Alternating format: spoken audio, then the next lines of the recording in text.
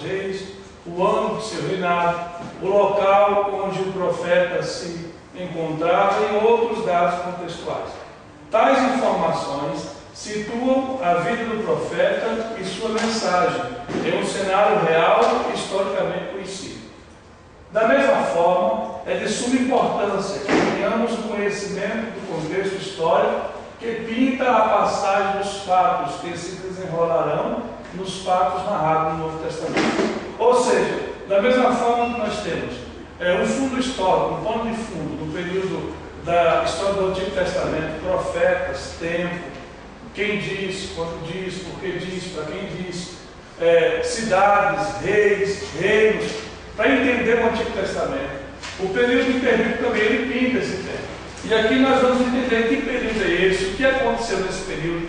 Há um desenrolar não só da profecia da Bíblia, como também da história. E aqui a gente vai entender muitas coisas. Por exemplo, o período interbíblico, ele é o período entre o Antigo Testamento e o Novo Testamento. Aqui nós vamos fazer uma capitulação, um check-up, uma retrospectiva do Antigo Testamento. O Antigo Testamento ele foi escrito por um período de 1070 anos ao todo. Começou com Moisés e vai até Malaquias. É um período de 1070 anos. O Antigo Testamento, não toda a Bíblia. Toda a Bíblia foi um período de 1600 anos. Nesse período aqui se desenrolou 39 livros da Bíblia. Você está na apostila? Está na apostila. É uma recapitulação inicial para a gente entrar. Aqui está na apostila, no conhecimento bíblico, em toda a introdução do Antigo Testamento também. Nesse período tem pelo menos 4 classes do Antigo Testamento: lei, história, poesia e profecia. Aqui é uma recapitulação rápida do Antigo Testamento. O Novo Testamento, nós temos também 4 classes. O Novo Testamento ele foi escrito num período de 47 anos.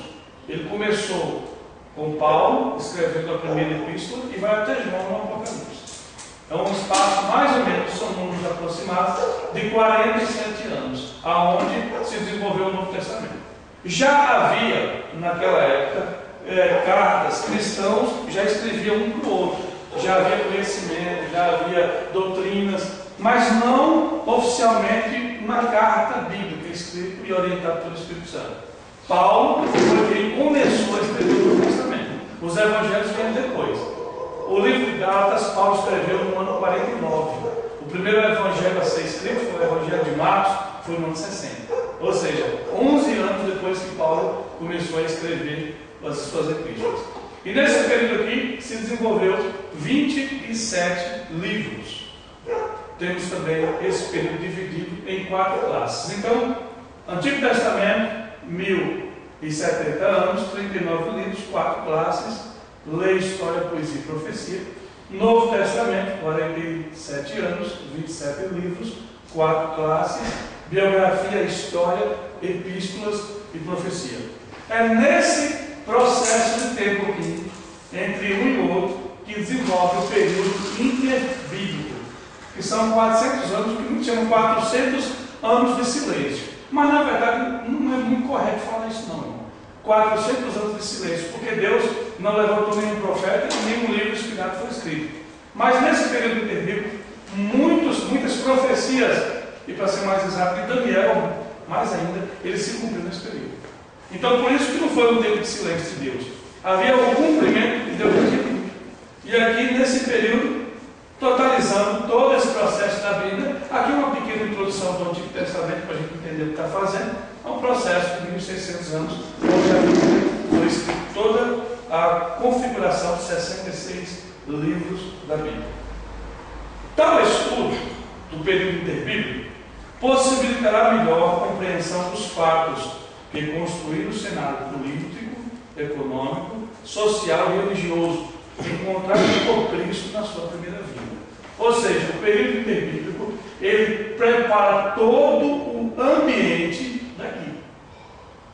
Existem muitas coisas que aconteceram aqui que, se nós não entendermos, chegamos aqui justamente cegos em relação à cultura, em relação à política da época, em relação à questão social.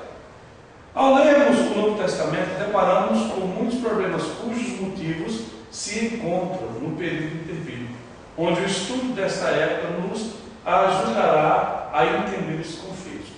Por exemplo, no Novo Testamento nós temos os fariseus, os saduceus, os zelotes, os essênios, os escribas, os herodianos, os livros apócrifos. Nós temos no Novo Testamento muitas coisas que veio desse período. As sinagogas, porque o templo foi destruído, então os judeus não tinham onde adorar e naturalmente começou a se criar sinagogas. Então, entendendo esse período, a cultura, o tempo, o povo, a política, a questão social, nós vamos entender o cenário que Jesus achou no Novo Testamento.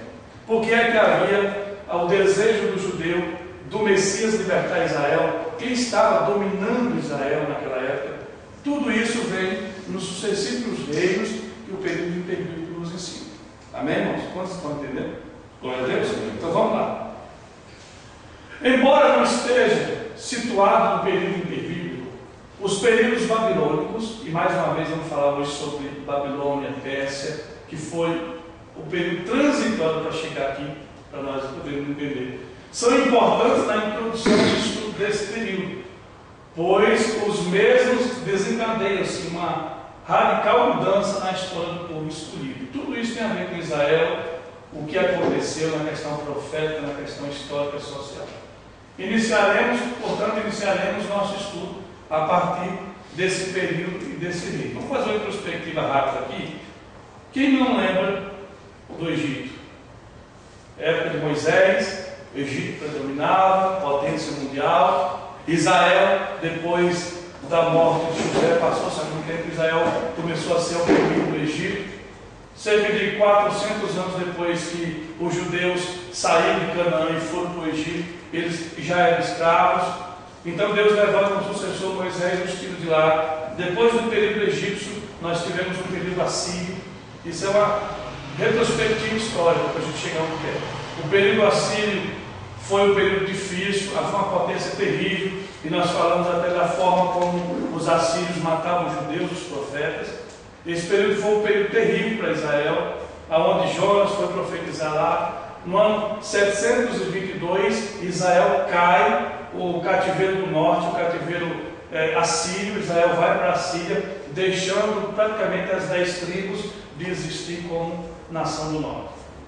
Depois do tempo assírio, quem não se lembra do tempo babilônico, que foi o cativeiro do sul, o cativeiro de Judá e Benjamim, Jerusalém, que era a capital do cativeiro, capital da Judá, foi para o cativeiro babilônico, ano 605. Depois do cativeiro babilônico, nós tivemos o cativeiro, ou melhor, o Império Medo-Persa que governava o mundo. Então isso aqui é uma retrospectiva dos reis, para a gente entender o que vai vir depois. Porque nós falamos do Antigo Testamento, no Pentateuco, falamos dos livros históricos, os livros poéticos e proféticos, aonde esses reinos aqui se desenvolveram. Agora, em cima disso, fazendo esse clareamento para a gente entender como visão geral, agora nós vamos entrar no que vai vir, que é o período babilônico e o período persa. O exílio babilônico. O fato relevante para o exílio babilônico tem início no século 8 a.C., conforme a narrativa dos capítulos finais de Segundo Reis.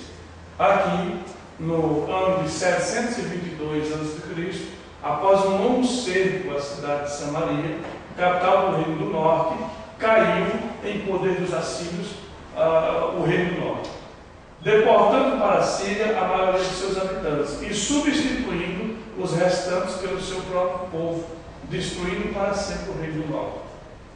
Depois da morte de Salomão, nós já falamos sobre o despreparo do filho de Salomão. Roboão perdeu o reino. O reino do norte se dividiu, o reino de Israel se dividiu em reino do norte e reino do sul. Reino do norte ficaram 10 tribos. A capital depois foi Samaria. A princípio era Siquém. Depois foi criada uma cidade chamada Samaria. Foi o pai de Acabe que criou essa cidade. E Samaria passou a ser a capital do reino do norte.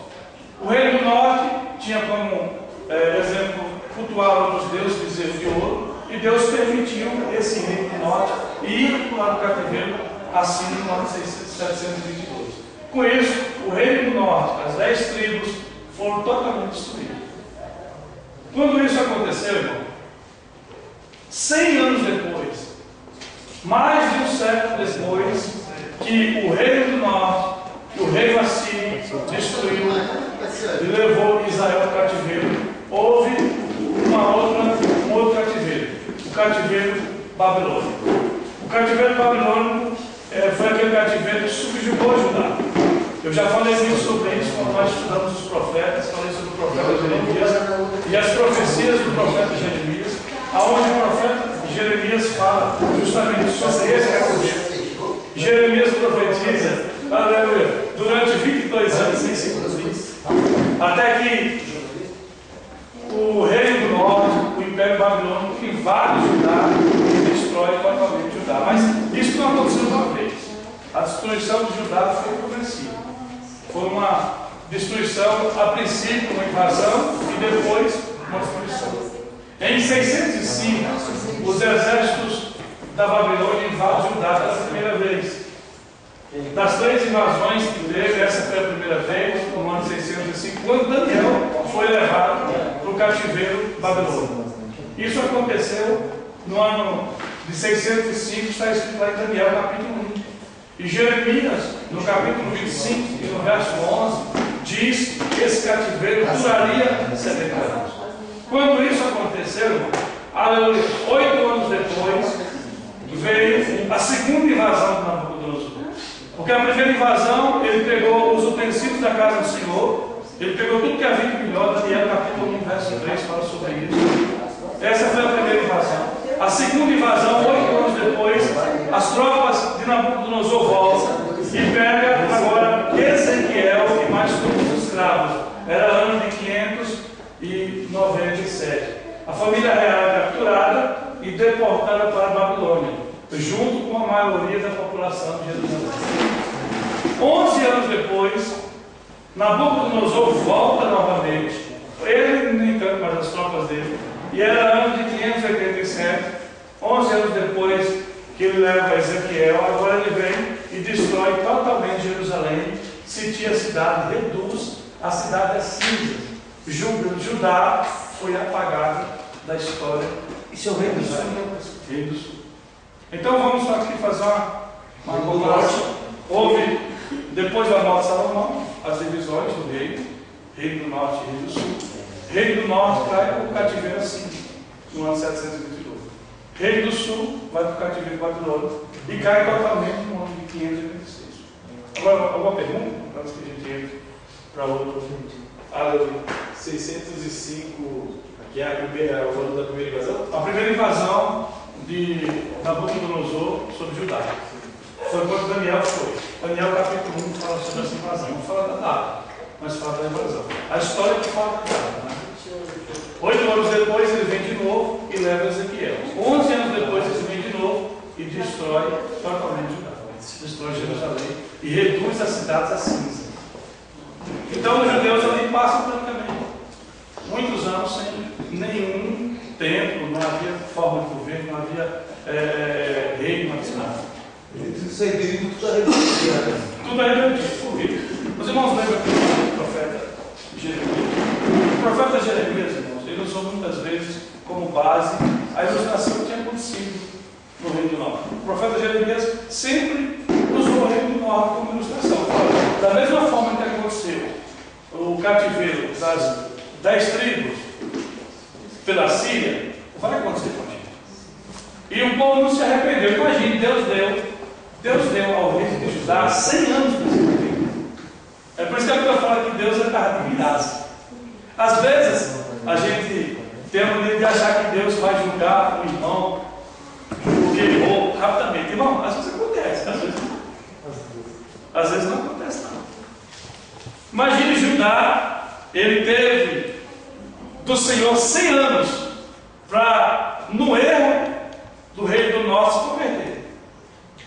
E a queda de Judá foi a mesma coisa que aconteceu na queda das 10 tribos. O reino do sul ficou Judá e Benjamim, capital em Jerusalém. O motivo da queda foi o mesmo. Não foi outra coisa, não. Não havia outra idolatria, simplesmente. Israel não se convertia. Israel sempre adorava outros deuses. Um exemplo disso é que depois que os judeus voltaram do cativeiro babilônico, não há uma referência histórica que Israel praticou